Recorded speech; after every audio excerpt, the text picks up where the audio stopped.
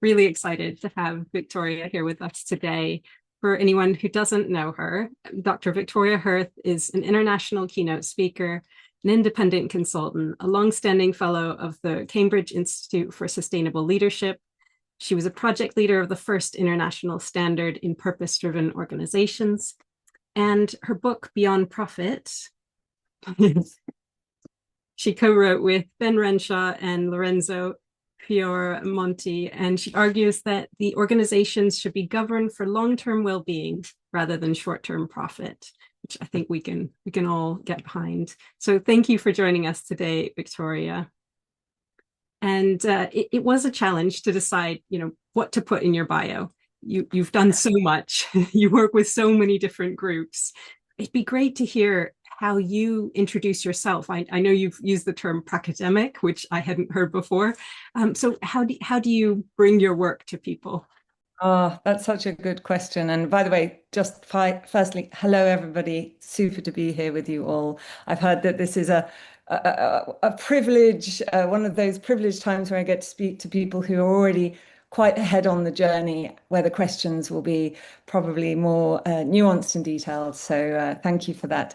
But yes, as you were introducing me, I was like, oh yeah, there are some things they've said there that summarize that in a way I might use because it is really difficult.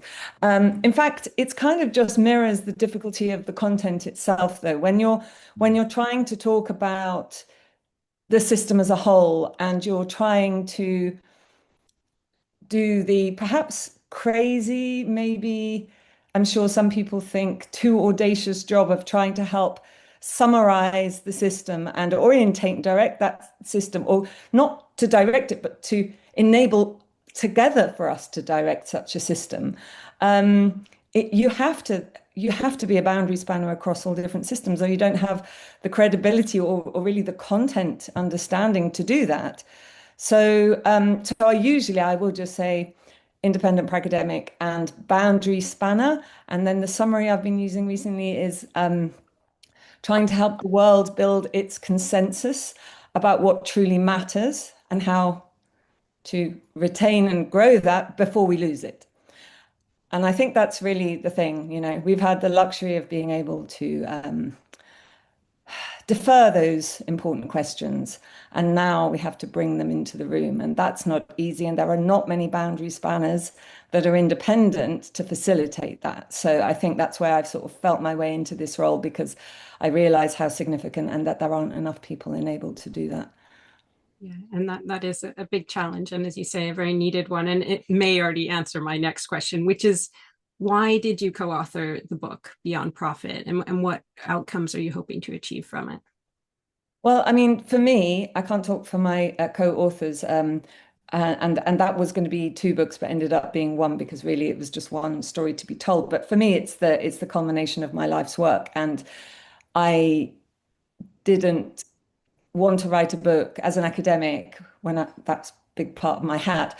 You're often asked to write books, but I'm like, why? It's like it had to be a strategy that mattered at that moment for what it needed to do in order to put that focus on it. And it became the right time because it'd taken me sort of decades really to bottom out enough of the questions, my like valid, solid, coherent answers to the extent we can have them to questions, to be able to be so and to have tested that so that what was in the book was kind of bringing the courage and confidence to leaders worldwide to be able to rest on something really solid. So I didn't want to write a book while I still had some key unanswered questions. And I think I really did get to that point, plus with the urgency, and it just became, it needed that kind of forum. And I think I'd also underappreciated before that point the power of a book compared to other formats, because it still holds a very special place compared to a report or a this or that. To hold, like you did, a book up, something you can give someone as a gift for Christmas. You wouldn't give like the third IPCC report to someone for Christmas.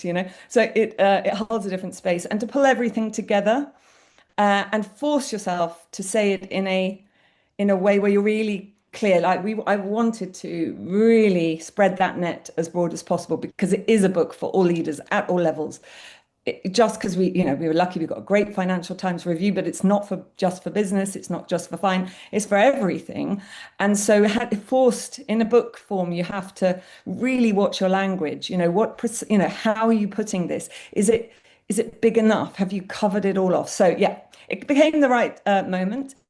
My hope for it is, and it is just a strategy, right? It is a key part of how for me, and you'll hear me say this a lot, if not what's in the book, which is, everything I'm always talking about, in other words, purpose governance, if it isn't that, what is it? And by it, that means what I'm really saying is we cannot, no matter what scenario of collapse, what scenario of whatever, if we're not able to govern ourselves and our organizational systems at every level of scale by the same fundamental blueprint that ensures that we make decisions that drive and don't harm our collective well-being to the greatest extent, then I just don't see how we can have a positive future. And all of the solutions, all of the strategies, all of the busyness that we're focused on that really, does matter, carbon credits versus this and, studying certain species or whatever. But if we don't have that framework for decision making, we just can't do it. So that's why I hope that the book will enable people in their own time to go through it. There's more resources and everything else out there. And of course, the ISO. And the book, if anything else, is to actually lead people to the ISO, because I think you can't really understand the importance and the power of the ISO until you really have that bigger picture. And that's what the book is there for. So the hope is, firstly, it will enable people to have a paradigm shift in whatever time they want to, and to grasp that nettle of purpose, governance, if not this, what, and to have asked and answered for themselves that question. And if they come to the conclusion, like I have, that there really isn't anything more foundationally important that we have to do than that, then get engaged with the ISO. When I say the ISO, it's the ISO 3711 in purpose-driven organizations, for those that might not know that already, and I'm sure we'll say more about it. Yes, and I'll try and share a link after. But for anyone who hasn't yet read the book, love to get into the kind of framework of it. You've got the three logics, and you've got the different levels of structure, the macro, meso, and micro. How did you choose that structure for the book, and what do those bring to getting us to a place where society and the economy are more well-being driven? Well, that's a great and crunchy question. So the three logics model, which is really a framework for diagnosing why we're in the mess we're in now, why it's down to governance fundamentally, and why we can find our way out of it, therefore, through redesigning governance. That was something that I had, I'm going to give you a potted history now of my background. So when I was very, very young, I was focused on why we're making such stupid decisions as society from when I was a child. I could see something was wrong. I wanted to understand how organizations worked. I studied management. I was an Accenture consultant. And then I went fully into sustainability because for various reasons, I then, the veil of sustainability field came down. I brought that all together, and I was just constantly on this journey since I was young of why do we make bad decisions? What's the nature of that? What can be changed, and what's my role in it? And so when I say the three logics model, it is the result of many through being in academia and in consulting and also in international work and at various levels of keeping asking that very same question until I bottomed it out. And there were a few moments, a few like aha moments that were really important in arriving at that three logic model, which I'll present to you briefly now. And it's essentially an adaptation of Herman Daly's triangle. Herman Daly was like the godfather of ecological economics. And when Donella Meadows and her colleagues were looking for the best representation of the economy and why it's all gone so wrong, they looked at many different models and came back to this as being the best representative. I then adapted it because it was just looking macro level and using more like terms that were more sort of political economy. But I could see it took a long time to kind of realize that actually this was the key to understanding every level of the system and understanding governance. So, but before I do that, I just have to say one really thing that really matters, because this is probably the first aha moment that we have to get to, is these fundamentals. And it took me 20 years.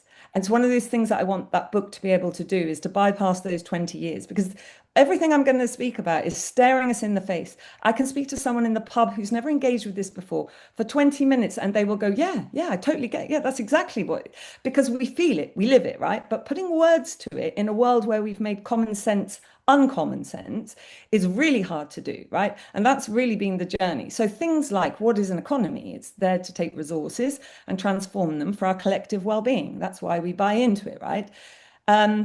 What is well-being? Well, we could say it's and this is a working definition, it's the perennial philosophical question. There's never an actual answer. It's just subjective to this generation, but it's a positive state, we could say, where current and future needs are met, such that there's the capacity and opportunity to flourish. And then we look at the definition of sustainability.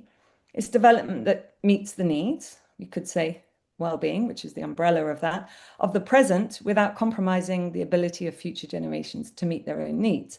In other words, long-term well-being for all, these three things, not just any old thing, well-being, but what do we mean by that?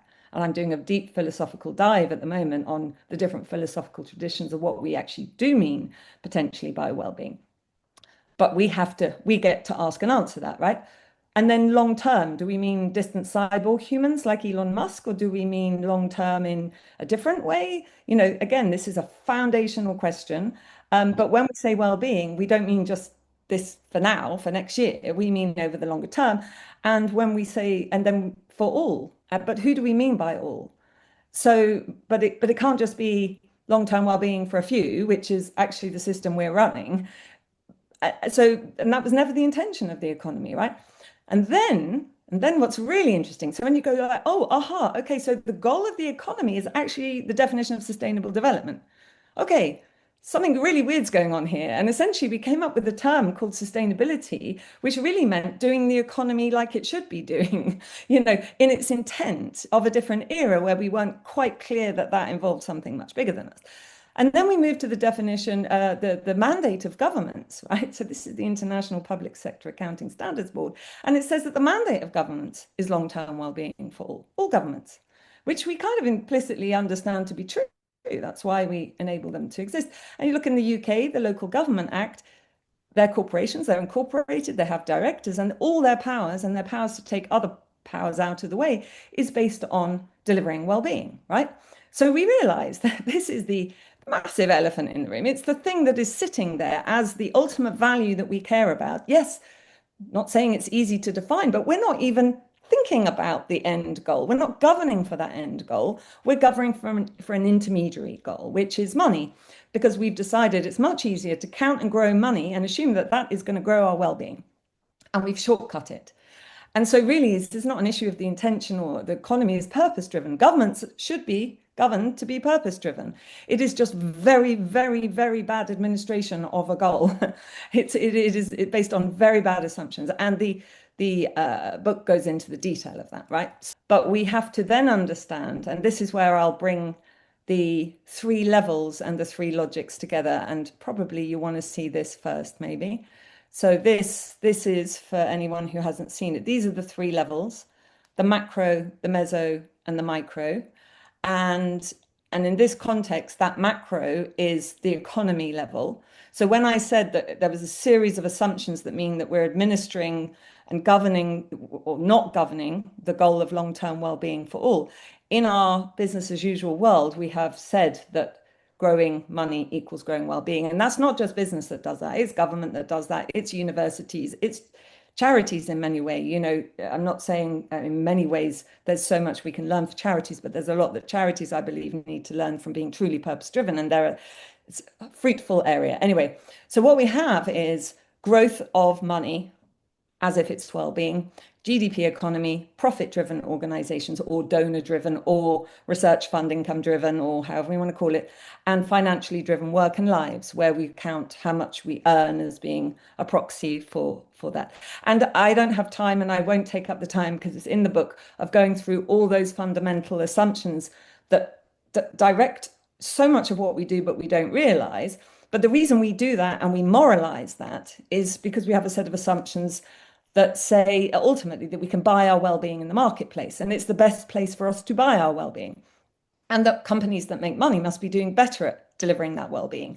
They just have to be operating under certain conditions, and essentially we harness the motivation of self-interest rather than other kinds of motivations like being purpose-driven, and we use that as the force, the driving force behind companies, behind individuals, and we assume that by all pursuing our self-interest, that under certain market conditions, the system as a whole will optimize the impact on our collective well-being. And obviously, so much in every possible way is flawed with those assumptions. The worst thing is that most people now today who are in leadership positions don't even understand those are the assumptions that we're working under, and therefore are able to question and therefore govern them.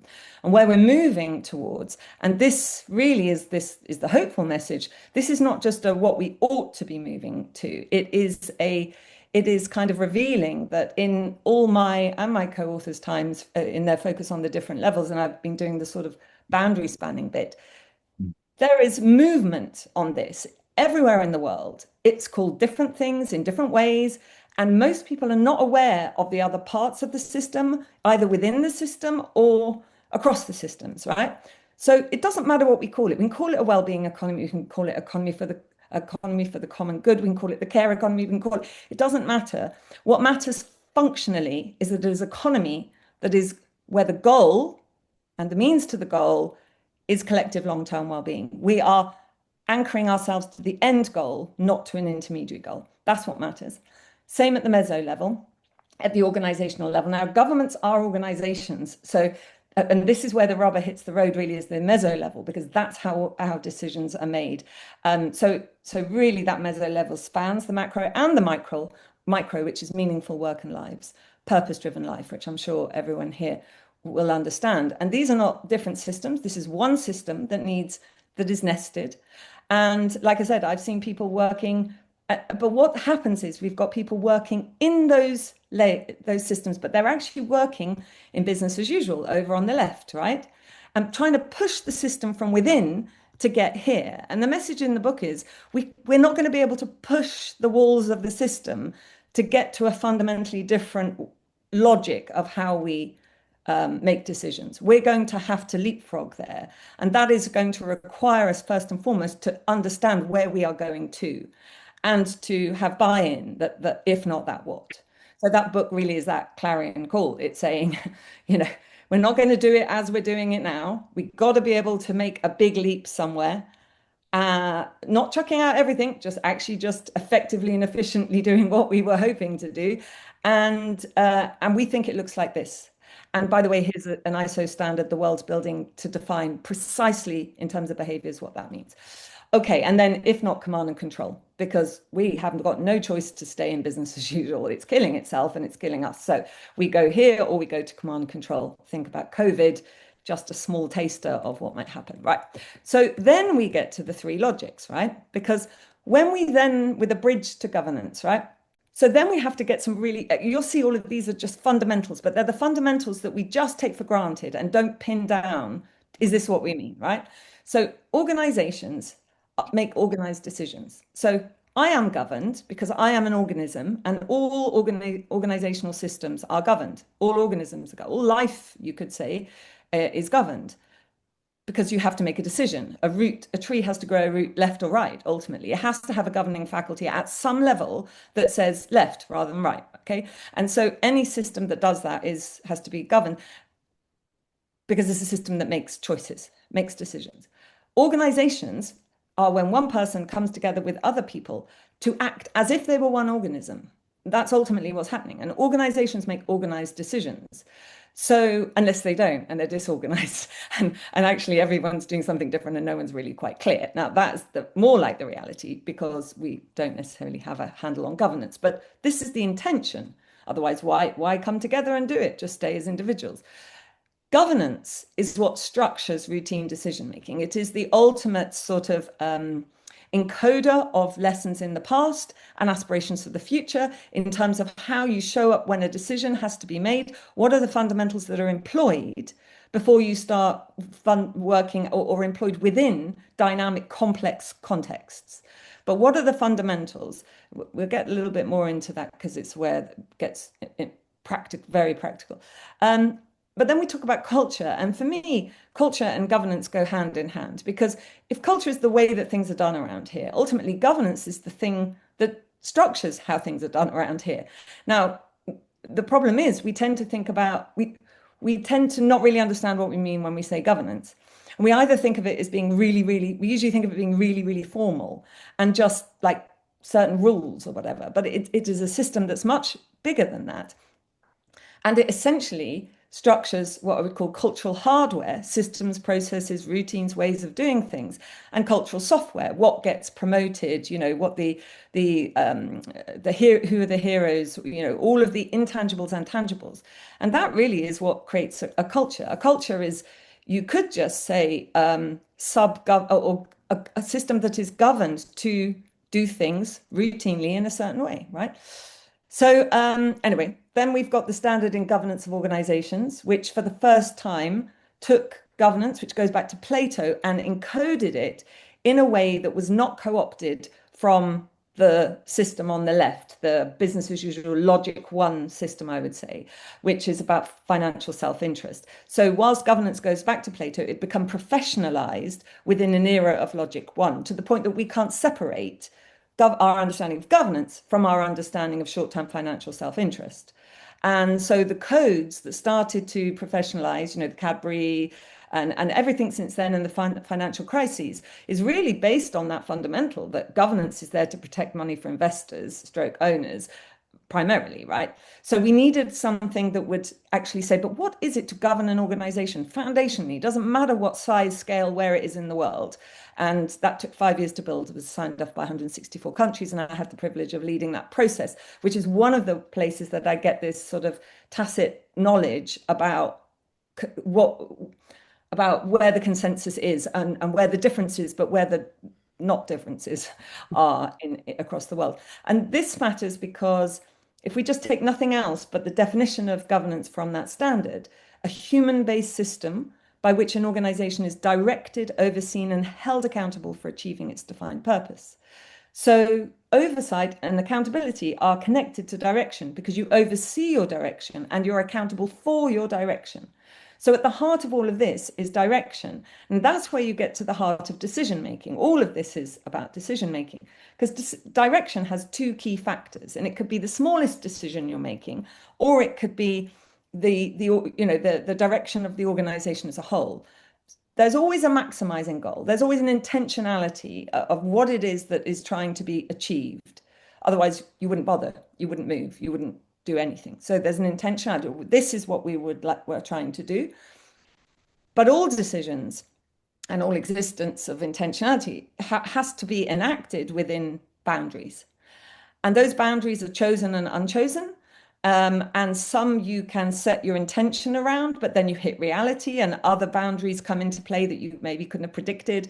But the reality is that there are some set boundaries, like, time, weather, the law, we get to choose whether that's a boundary for our decision making. Amount of carbon emissions, that's a boundary that we get to choose whether when we maximize our goal, do we stick within this much emissions? Our values, we don't exist to say, be nice to our colleagues. That's not why the organization exists. It exists to do something else. But while achieving that goal, you don't want to be bullying people. It's a parameter, a boundary for your decision making. And that matters because we cling to strategy, but strategy actually is just a function of goal and parameter, right? It's how, given my context, can I best achieve a goal within parameters?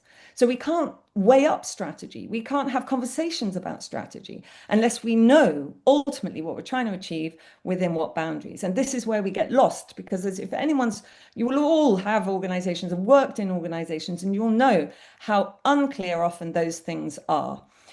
And when you're a collective trying to do something, that obviously really matters. When you're a world trying to do something and wondering why you're going over a cliff, it becomes very important to understand what are we really trying to do here and what are the parameters within which we need to do it. And that then brings to the logic one. And I was presenting around this daily triangle and purpose and what purpose was in relation to business as usual for really a good long time, probably 5 or 6 years before I realized, but I knew, it's like I was presenting governance and I was presenting this triangle. And I'm like, come on, no, they're like, they are so intricately connected, but I couldn't see it. But I kept asking, right? And then it twigged and it landed.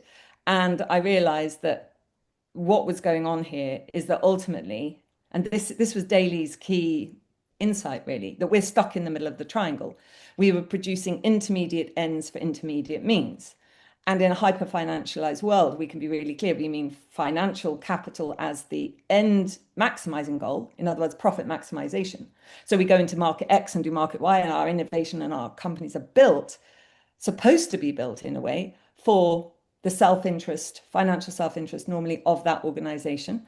And the most important assets that and resource that we rely on to do that are the stocks and flows of financial capital.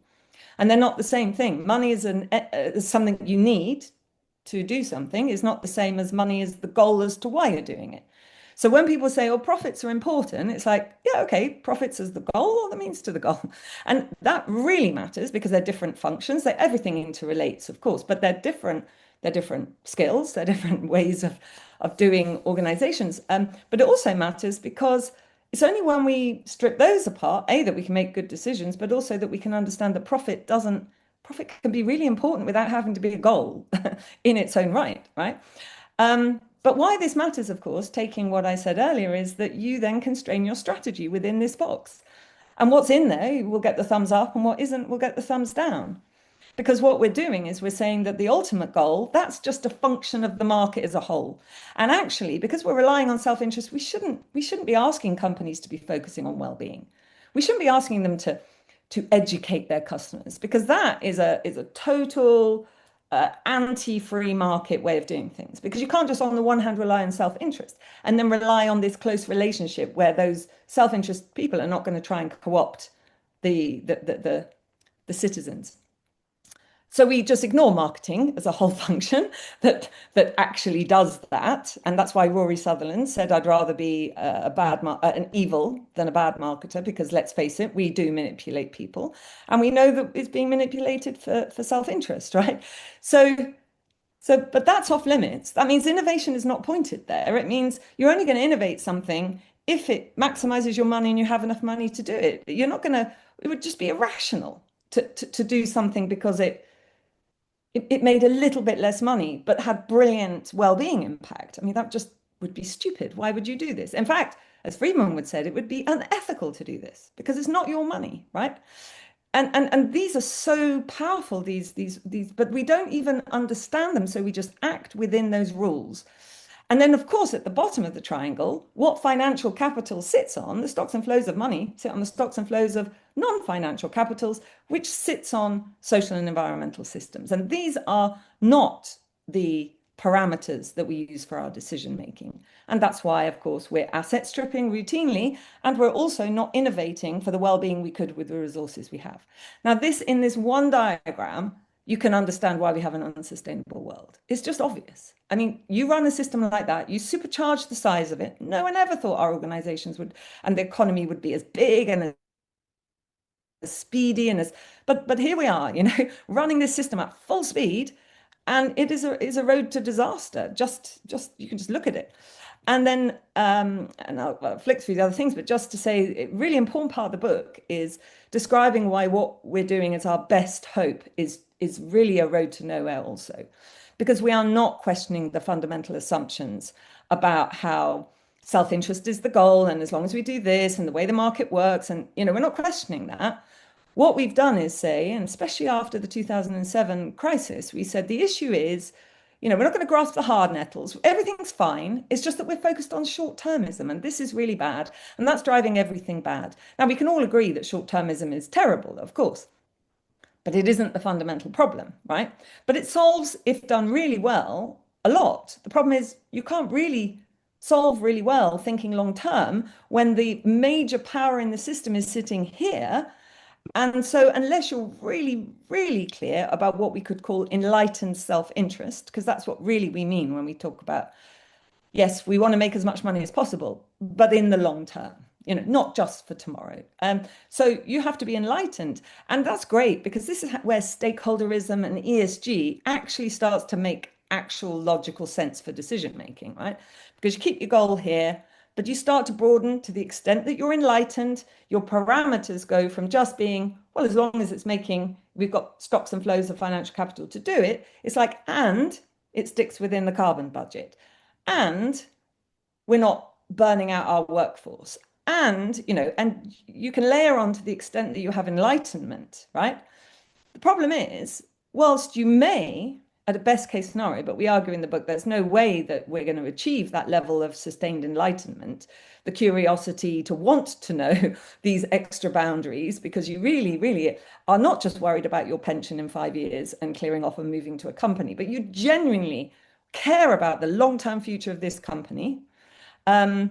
Because that's what it is. It's long-term self-interest. The problem with this is the best that we're doing is we're saying to organizations, take our depleted financial self-interest or self-interest as you want to from that system, just don't harm the resources.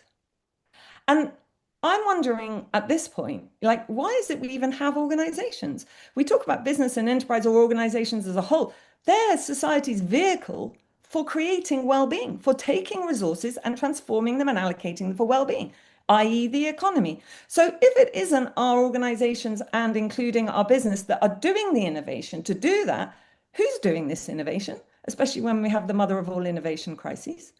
Who is it? So we've really lost our way on these fundamentals so badly. And so then, and I'll leave it there, but this is obviously where ESG comes in. And then we end up with purpose. Because it doesn't, once you have all that down, it doesn't take much to realize that purpose is a fundamental shift in the maximizing goal, as well as making sure that you are enlightened and you're more likely, you have a reason to want to protect the bottom of the triangle. Because if you exist to make a contribution to long-term well-being for all, rather than going via money to reach that goal, maybe as an automatic outcome of the market, you're saying, no, we're not going to, we're not going to rest on these assumptions. If we're here as an organization to take resources on behalf of society and innovate something for collective long-term well-being for all, then that's what we're going to do. And that's all that purpose does. It just bypasses the inefficient via these, all that stuff, and just says, yeah, this is the bit that we're going to do because we've done our audit and we know what our competitors are doing. We know what other people are contributing. There's no point us duplicating, or we can collaborate. So we're going to do this, right? And the definition in the PAS 828, as some of you may know, is an organizational purpose is an optimal strategic contribution to the long-term well-being of all people on the planet. In other words, you're doing your best job for the goal, right? And but you're doing it. It makes sense to care about what's at the bottom of the triangle, because you're not going to try and achieve long-term well-being for all and then just destroy it in the process. And this is where sometimes, well, routinely charities trip over, because they're doing, on the one hand, great things, but increasingly we understand the damage that's being done on the other. And so that's it, really. And this system, you can apply this system of governance, which is maximizing their parameters there, and that which you then oversee and account for. You can apply to the level of yourself, community groups, charities, business, government. And I say we need one fundamental constituting system that says, if you exist and you use shared resources, at a minimum, you do that. Because if you're not driving and protecting long-term well-being for all, you're harming it. And if we want to do that, that's fine. But we just got to stare that in the face. We can't just, do what we're doing. So I see there's a hand up as well. That's the really shortcut version. Thank you. Mark, over to you. Thank you, Victoria. I was immersed in everything that you were saying there, and one of the things that jumps out at me, first of all, that pyramid is sort of, it resonates with some of the Maslow stuff that I know that I've used in the past, and um, I'm obviously many of us around this table all buy into the peak of the pyramid. Question I have for you, which I'll be very interested to hear, is that how, with the conversations that you're having with your colleagues and formulating the strategies around that, how do you deal with with groups of people who don't buy into that idea of equanimity and equality and well-being for all, but the reality of greed and power and of certain governments or individuals? How do we start to maybe try and challenge that, or make the system work in spite of the reality of people driven by those less holistic motives? I'm being diplomatic there, but Thank you, I'm just Mark. intrigued to hear, because I'm sure you've had those sorts of conversations, and it's a bit of a curate's egg on that one, I would have thought. Yes, yeah, thank you so much for that wonderful question. I do have to say firstly that I am with Maslow on the Maslow triangle in that he himself critiqued it because, the idea that you have to wait to a certain point before you become spiritually oriented, when we know that lots and lots of people, that it's harder. So I'm in a deep philosophical dive at the moment. I'm not like I mentioned before, I'm not going to go into to the details around that, but certainly this idea that we can choose self-actualization regardless of our context. It's just that having certain provisions of certain goods makes it easier to be in a place to, but it doesn't stop that journey happening otherwise. So I rely on Max Neef for that. But what's also interesting about this philosophical journey is also kind of questioning some of those fundamental assumptions that I have, and trying to get to the bottom of, for example, as I said at the beginning, you can say that satisfying needs underpins well-being, right? But there's a difference between saying if you satisfy those needs, you have well-being, to saying actually satisfying those needs clears the path for well-being. But that well-being, which we might think of eudaimonia, if we were going to the sort of Hellenistic way, is actually something that shouldn't, or if you're practicing Stoic like me, you might not need any of those needs to be able to do that. So these are complex. We'll park that for 1 minute, but just to say that this is where we are on that. And in the book, I talk a lot about, or a little bit about some of that stuff. In terms of your question, though, this is exactly the point, right? One of the points that these are such important points, but that if anyone comes up with better ways of summarizing them, because they're so important, is that as all systems are governed, if a system isn't governed overtly, transparently, and it's clear who has a say, who is it for, who is it not for, it will get co-opted by people for their own ends. Necessarily so. There's a brilliant paper by a lady called Jo Freeman, who's at the heart of the women's liberation movement in the USA, called The Tyranny of Structurelessness. And she talks about how the women's liberation movement had been built on we don't have rules, we're not like those old white guys. This is how, as if the problem was the structure, not the nature of the structure. So they got rid of the structure. And what happened? A few people in that movement grabbed power and wielded it in very, very subversive ways. So people will often hear the word governance and think, like the women's liberation movement, that this means structure and bad and colonialism, but it means the absolute opposite. It is that. It is like all systems are governed. Forget it. Like we've covered thousands of millions. It is, systems are governed. So then the question is, how do we do it? So we have to move from a system that has used governance to promote and wield and emphasize a part of being human that is self-interested and greedy. So we valorized it. We've actually said by being greedy, you can serve the common good, because if you make more money, then the whole system is going to be better at producing well-being. That's the logic of logic one. So we've moralized greed. So we're in our worst position in terms of that, because we can go, oh, well, that's well done. You made so much money. Brilliant. You must be a wonderful person, right? So we're in this context. The only way to counter both, to rein back that focusing on self-interest versus purpose as the energy, and to call out where that is happening and where we are giving away power to those vested interests is through a clear, transparent system of governance. There is, I can see no other way to do it.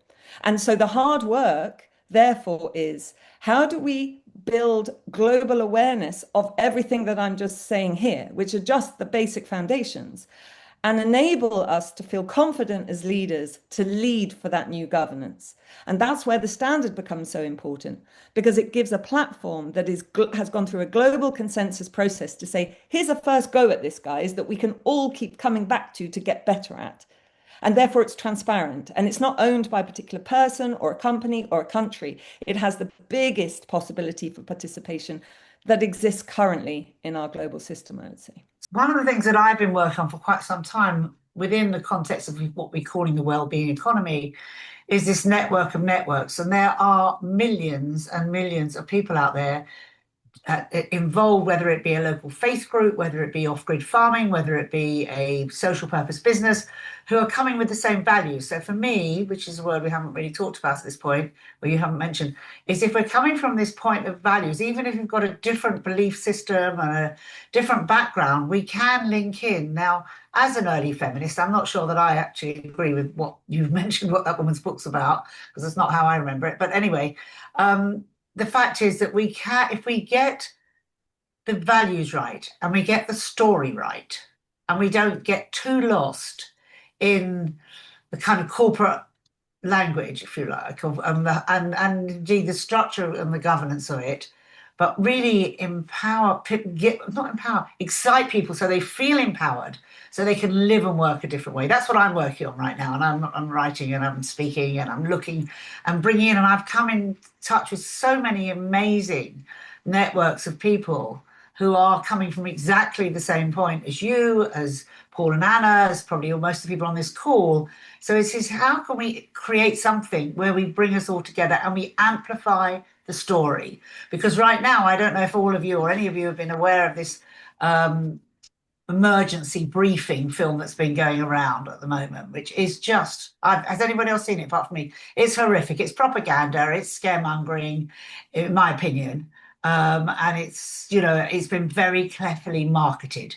The fact that it's going out as a film in churches and in town halls and in libraries with well-known people on the film and all the rest of it, it's a very, very clever program. And we, quite a few of us are saying, well, who's behind it? Who's behind it? It's not a government thing. And it turns out to be two brothers who are in the roofing business. And as the very briefly, the final action we're supposed to all take for climate change is that we buy ourselves an electric car, put in our solar panels, eat less meat, and look at our heating. That's what's come out of it. And don't be too scared, except that that's exactly what they are doing. They're creating absolute fear. It's all COVID all over again. Anyway, just throwing that in there. So we need to get out the positive stories. All right, stop. Okay, yeah, lots in that, right? But it's very, very important, because this is exactly what I'm trying to do, or not I'm trying to do. I'm just trying to say, hey guys, having been in lots of different worlds to the extent that I could, that there is a way that we can unify, but we really need to have an architecture that we can come together in that really is universal. And that's exactly what this is, Lynn. So I believe we need the stories, but the stories need to be context focused. They need to be on ramps, and they need to come emergent, right? That's for sure. For me, the positive and the foundation of a positive story is what actually can we build that is able to actually bring us together in a way that multiple parties can have a voice in that decision architecture. And no matter how networked we are, we're speaking the same language, can hold ourselves to account to the fundamentals. Now, in that standard, it is the fundamentals of what are the questions as a governing body. So every organization has a governing body, whether we know it or not, even, you know, the most participatory, and even DAOs are governed. At some point, someone has to make the decision. So they can be broad or they can be narrow. And, you know, if you're in a nuclear facility, you probably want that quite tight, right? Other places, less so. So we're talking about all contexts in all places.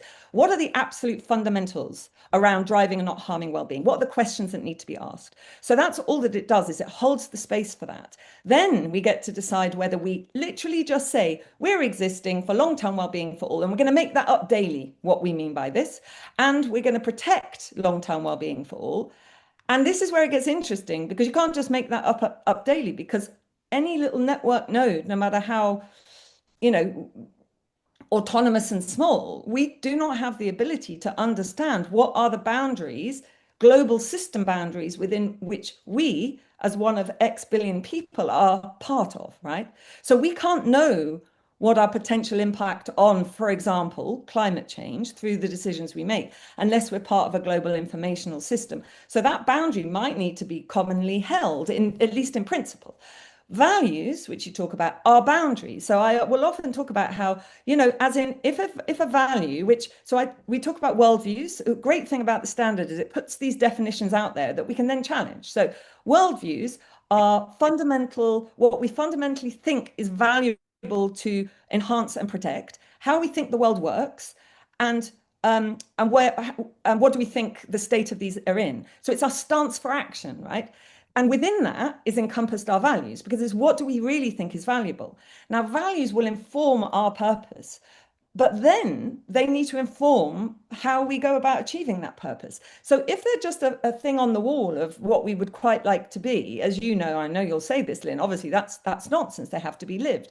But how do you live them if they're not clear what it is? So if the value is we respect, if that's the value, then that organizational system needs to translate that and say, well, what behaviors do we think would be that? Well, we don't shout at each other. And then that becomes, but again, we can say, don't shout at people on the wall, but it needs governing to live and breathe as part of the culture. In other words, to say, okay, are we living this? We say that we want to do this. Are we doing it? And that's the oversight and accountability for something that we say to be true.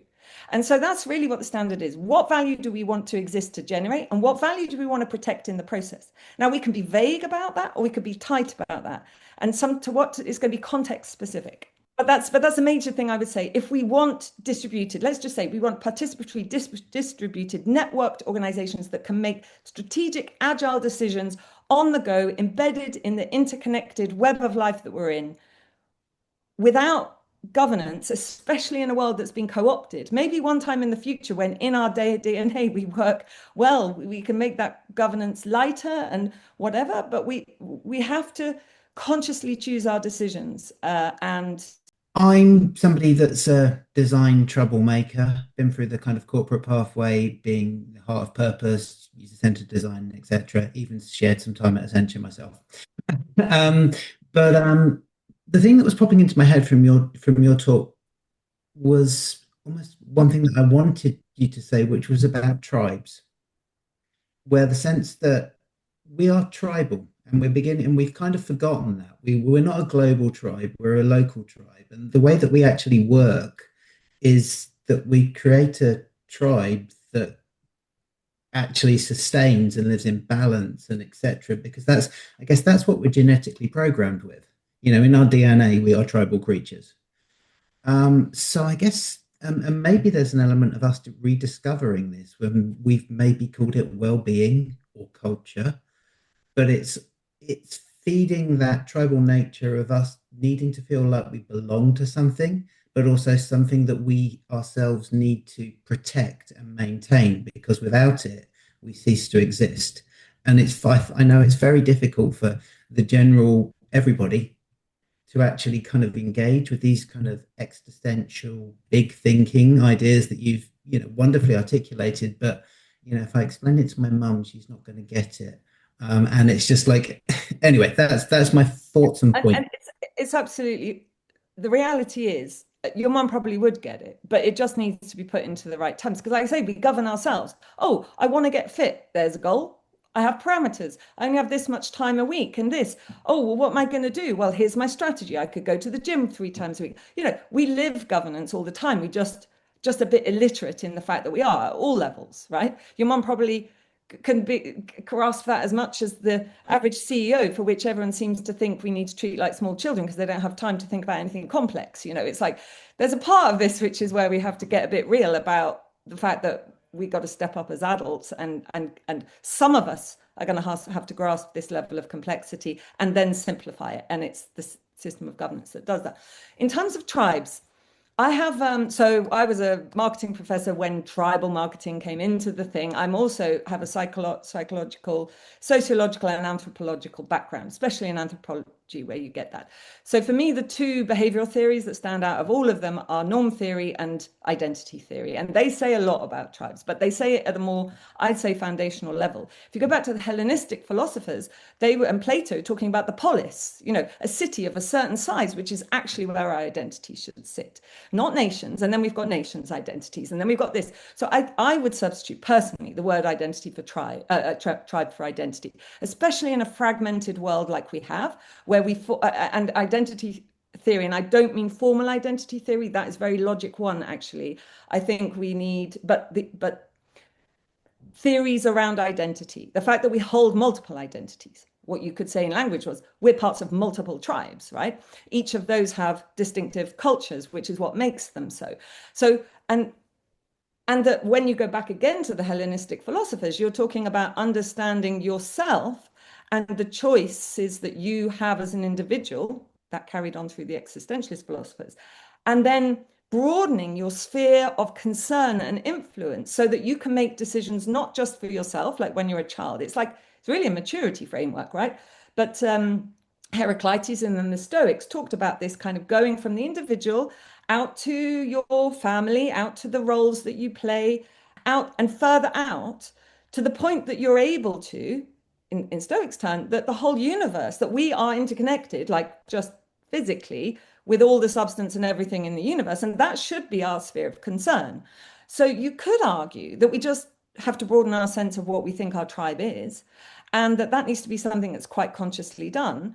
You could argue, if you were Plato or Aristotle, that maybe we need certain people that are capable of doing that help everyone else that maybe is younger, less experienced, whatever, to at least, and this is where governance come in, show up as their best selves within the context that they're in. We're not all capable of holding the good of the whole world in our hearts every decision we make, but we can govern our systems so that it is more likely that we make these virtuous decisions that are aligned with the good of the whole.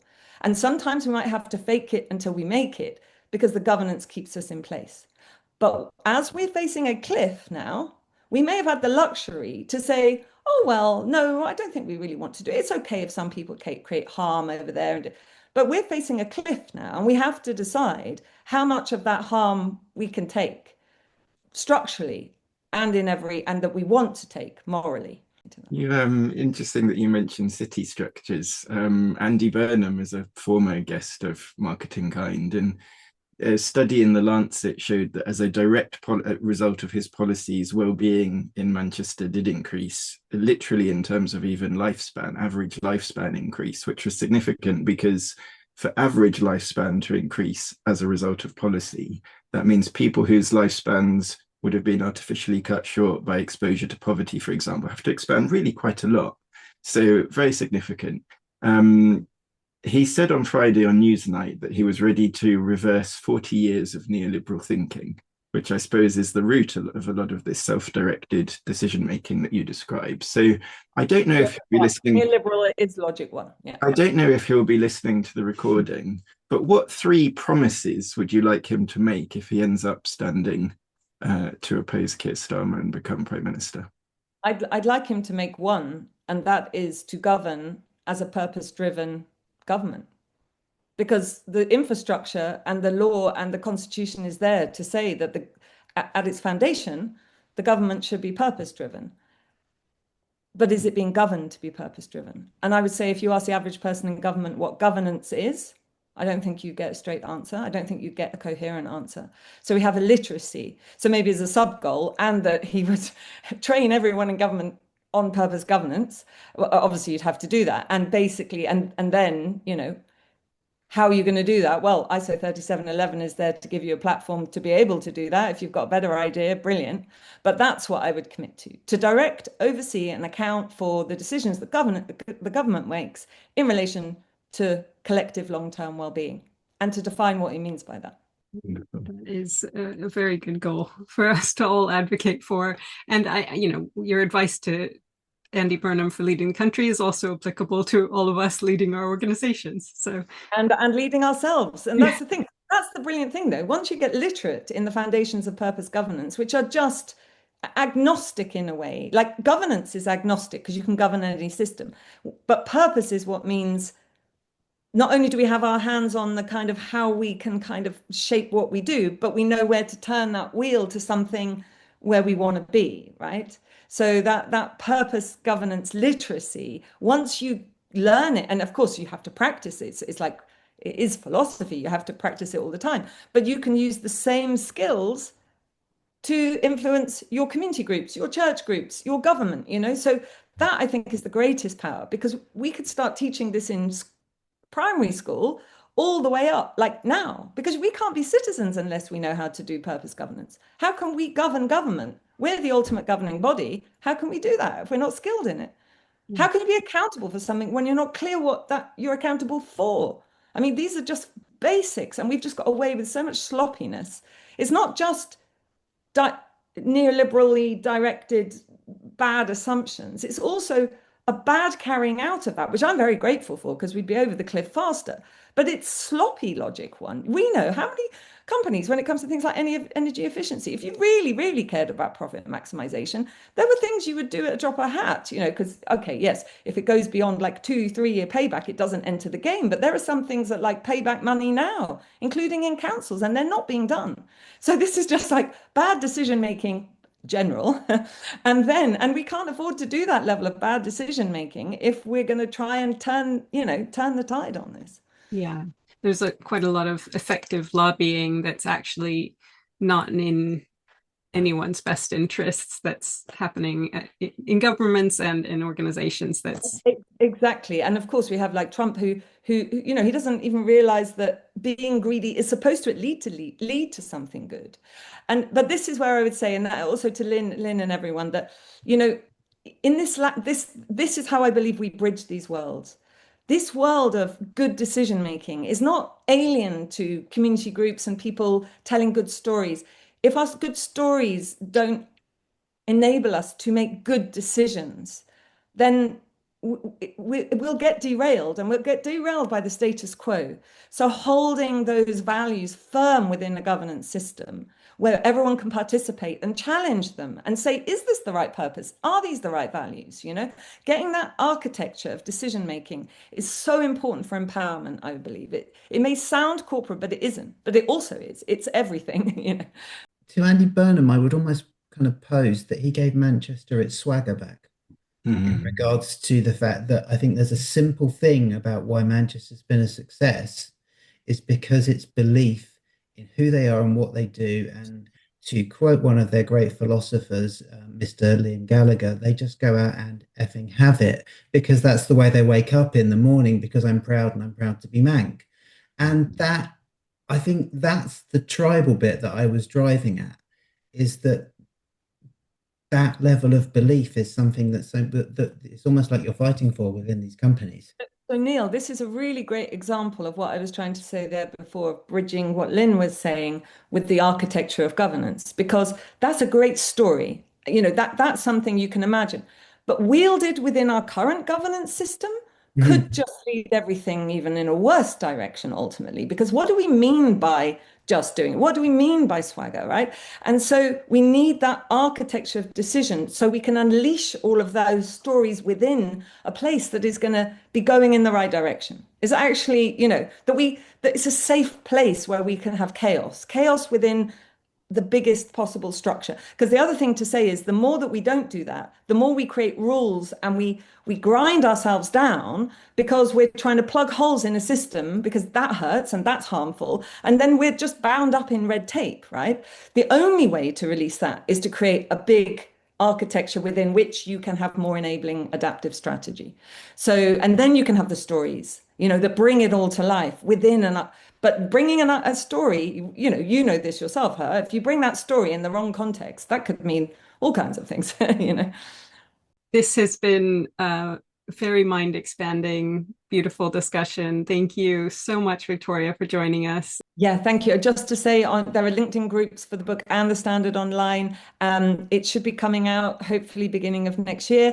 I would love if when you are having these other discussions and in everything you're doing, just holding that question about direction, oversight, and accountability, and whether you're seeing logic 1, logic 2, or logic 3 in your worlds, because that's the way that we can sort of start to understand the architecture of why we're going wrong and how we might go right. So, thank you so much for having me. I really do appreciate it. Thank you. And I will, I'll include the LinkedIn groups when I post about this on LinkedIn as well, so you can all find them. Wonderful to see you all. Take care. Thank you. Bye.